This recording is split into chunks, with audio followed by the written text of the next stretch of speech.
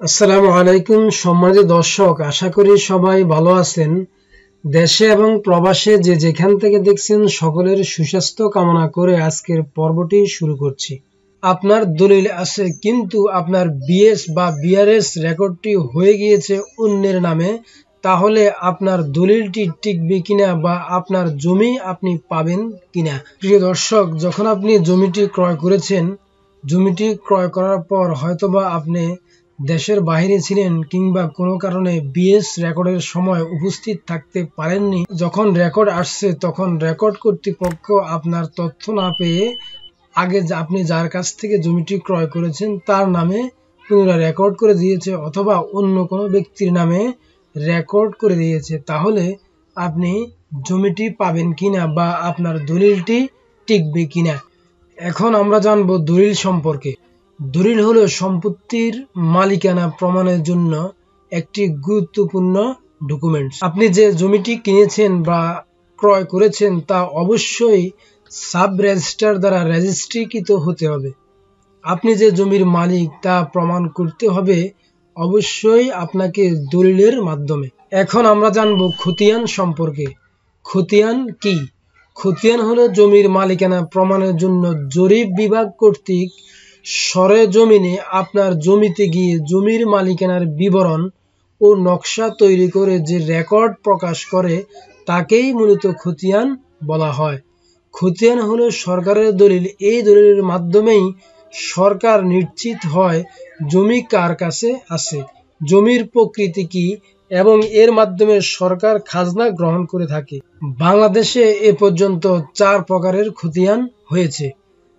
প্রথম হচ্ছে সিএস খতিয়ান, দ্বিতীয়টি হচ্ছে এসএ খতিয়ান, তৃতীয়টি হচ্ছে আরএস খতিয়ান এবং সর্বশেষ যে খতিয়ানটি হচ্ছে সেটি হচ্ছে বিএস খতিয়ান বা বিআরএস খতিয়ান। এখন আমরা জানবো সিএস খতিয়ান কি। সিএস জরিপ ব্রিটিশ শাসনামলে ব্রিটিশ সরকার এই সিএস খতিয়ানটি প্রস্তুত করে গিয়েছেন। এখন আমরা জানবো এসএ খতিয়ান সম্পর্কে। এসএ খতিয়ান 1947 সালে পাকিস্তান রাষ্ট্র গঠিত হওয়ার পর এই এসএ খতিয়ান পাকিস্তান সরকার প্রস্তুত করেছিলেন। এখন আমরা জানবো আরএস খতিয়ান সম্পর্কে। আরএস খতিয়ান কি? আরএস খতিয়ান এসএ খতিয়ানের নানা রকম ভুলের কারণে প্রস্তুত করা হয়। আমরা জানবো বিএস বা বিআরএস খতিয়ান সম্পর্কে। বিএস বা বিআরএস খতিয়ান 1998-1999 সাল হতে বর্তমান চলমান জরিপকে বিএস জরিপ বা বিআরএস খতিয়ান বলা হয়, যা এখনো কোনো কোনো এলাকায় চলমান রয়েছে। আজকের মূল যে বিষয় সেটি হচ্ছে আপনার দলিল আছে কিন্তু আপনার বিএস বা বিআরএস রেকর্ডটি হয়ে গিয়েছে অন্যের নামে, তাহলে আপনার দলিলটি টিকবে কিনা বা আপনার জমি আপনি পাবেন কিনা এই বিষয়ে বিস্তারিত আলোচনা করব। আপনি বিএস বা বিআরএস রেকর্ডের সময় উপস্থিত ছিলেন না বা আপনি বিদেশে ছিলেন বা অন্য কোনো কারণে আপনি বিএস রেকর্ডের সময় আপনি উপস্থিত থাকতে পারেন নাই, কিন্তু আপনার সকল কাগজপত্র চেইন অফ অনারশিপ ঠিক আছে বা পূর্ববর্তী মালিকানার বিবরণ ঠিক আছে এবং আপনি সম্পত্তির দখলে আছেন, তাহলে অবশ্যই আপনার জমিটি আপনি পাবেন এবং আপনার দলিলটি টিকবে। আপনার মালিকানার চেইন যদি ঠিক না থাকে বা কোনো কারণে আপনার যদি মালিকানার কোথাও কোনো গ্যাপ থাকে তাহলে আপনার বিষয়টি অন্যভাবে চিন্তা করতে হবে।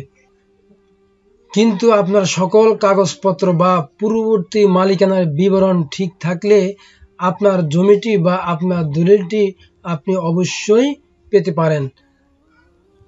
যখন বিএস খতিয়ান বা বিএস রেকর্ড সম্পূর্ণ হয়ে গিয়েছে, সম্পূর্ণ হওয়ার পর আপনার প্রত্যেক এলাকায় যে ল্যান্ড সার্ভে ট্রাইব্যুনাল আছে ওই ল্যান্ড সার্ভে ট্রাইব্যুনালে আপনি মামলা করতে পারবেন রেকর্ড সংশোধনের জন্য, কিংবা আপনি যেই খতিয়ানে ভুল হয়েছে ওই ভুল সংশোধনের জন্য আপনি ল্যান্ড সার্ভে ট্রাইব্যুনালে মামলা করতে পারবেন।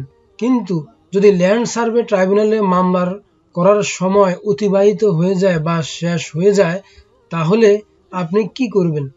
আপনার ল্যান্ড সার্ভে ট্রাইব্যুনালে মামলার নির্দিষ্ট সময় অতিবাহিত হয়ে গেলে আপনি আপনার এলাকার একজন বিজ্ঞ লয়ারের সাথে বা আইনজীবীর সাথে পরামর্শ করে আপনি দেওয়ানি আদালতে আপনার রেকর্ড সংশোধনের জন্য বা আপনার রেকর্ড ক্যান্সেলেশনের জন্য একটি মামলা করতে হবে। মামলা দায়ের করার পর আদালতের প্রক্রিয়া সম্পাদন হওয়ার পর আপনাকে আদালত কর্তৃক যদি আপনার পক্ষে রায় আসে এবং আপনার কাগজপত্র সঠিক পাওয়ার পর যদি আদালত আপনার পক্ষে রায় দেয়, তাহলে আপনি আদালতের রায়, আদেশ বা ডিক্রির কপি নিয়ে আপনি আপনার নামে দলিলে যেই পরিমাণ সম্পত্তি আছে বা যেই পরিমাণ জমি আছে, আপনি আদালতের ডিক্রি বা রায় নিয়ে আপনি আপনার নামে আপনার সম্পত্তি বা আপনার জমি রেকর্ড করে নিতে পারবেন।